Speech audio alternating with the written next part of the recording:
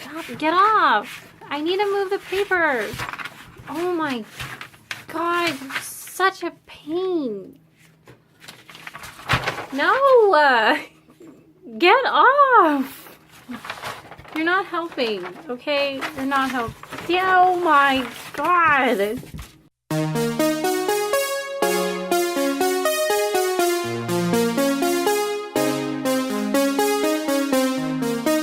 Alright, so last time we worked on cutting out our pattern pieces and making our pattern. Today we're going to be working on adjusting our sleeve to fit our arm and also cutting our fabric pieces out. So first things first, our sleeve measurement. So taking a measuring tape, you want to hold it at the very top of your neckline, right above your shoulder, and then you're going to hold your tape steady, extend your arm, and then we want to figure out how long we want our sleeve to go. So my sleeve is going to be at 25, which is fine with me. However, if you need it shorter or longer, I'm going to show you the steps to modify this pattern. So let's say we're going to try to get a sleeve length of 24. You want to take your measuring tape again and measure your sleeve. Now don't put your tape all the way to the edge of your pattern. You want to stop at the seam line, which is going to be 3/8 of an inch down. And now hold your measuring tape straight, and then you want to go down the center of your sleeve, just as center as you can get it. And at the bottom of your sleeve, there's going to be a 1/2 inch hem. So again, do not go all the way to the edge of your pattern. You want to stop on that seam line. So right now, our sleeve measures about 25 inches, and we want to get it down to 24. So we're going to have to take off an entire inch. So find your extension line, and you want to trace another dotted line right above it. I'm only going up 1/2 inch because that's all I need to fold.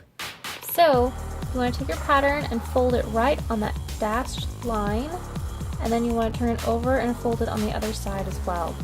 And now fold it back to the front, and then you want to fold that piece that you just folded up, and this is going to be how it looks like. So you'll see right here, now it's not as perfect as it was before. Now it's got this little jagged line, but that's fine because we're going to be blending that out. So holding your pattern flat, you want to trace your pattern all the way around and make sure that you get that little uneven side as well. And then make sure you get all of your little notches that you have to transfer. And now here is our little spot that we've got to blend in. So to blend this, you're just going to make a line right in between both of those other lines, and then you're going to drag another line out to blend with both of the lines. And that's how you blend it.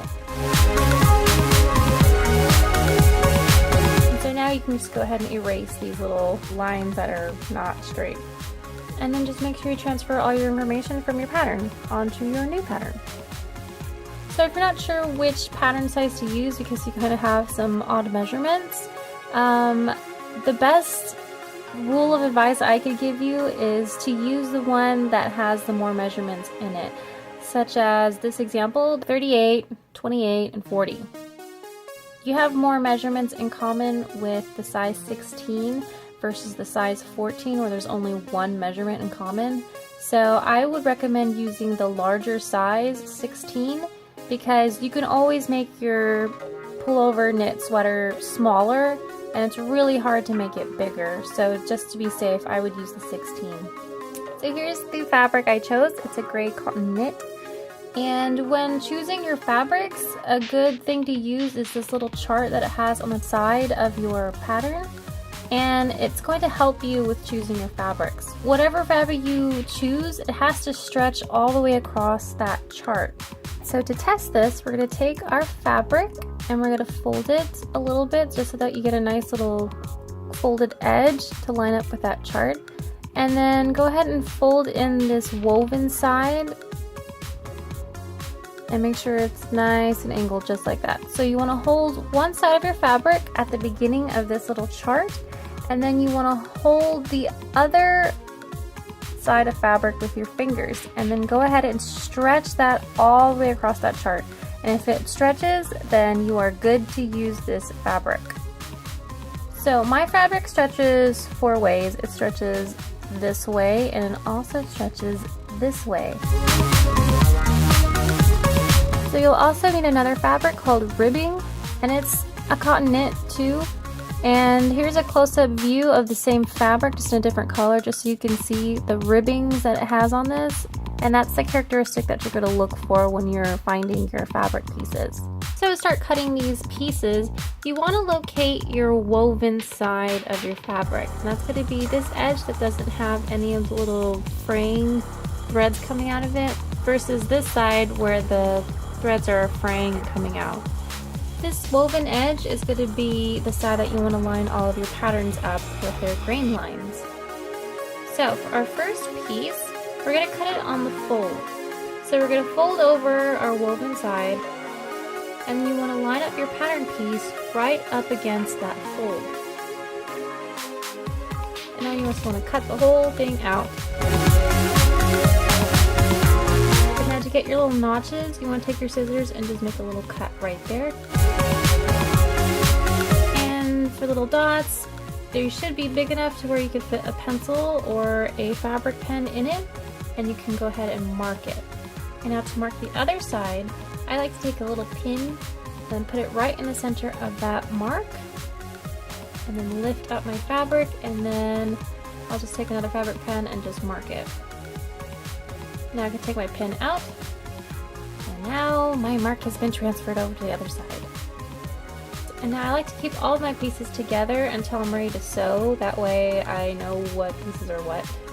So now for our second piece, here's our grain line right here. This does not indicate that it's on the center fold, so we don't have to worry about getting our piece lined up with our fold line. So, but essentially we're doing the same thing. We're going to locate our woven side, not the cut frayed side. And then we want to fold over our fabric, making sure your fold on your fabric stays straight with your woven side on your fabric. And then we're going to take our fabric piece and lay it down flat. But again, we don't have to line this up with our fold because this is not cut on the fold. So you want to make it just in between your woven edge and your fold line, that way you can cut the whole piece out. And so the reason that we fold this over is because we need to cut 2. And if you fold this over, you can cut 2 at the same time. We'll make sure you cut out your little notches and also do your markings. And then when you take your fabric piece off, you've got 2 pieces cut at the same time. Now moving on to our next piece.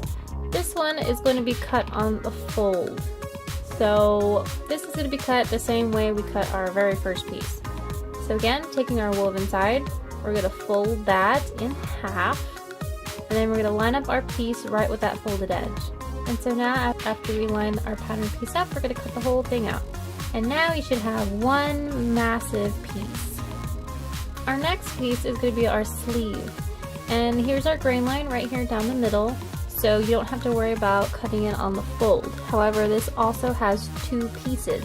So we're going to cut this the same way we did our other piece. We're going to fold our fabric in half and place our pattern piece right in between our fold line and our woven side of the fabric.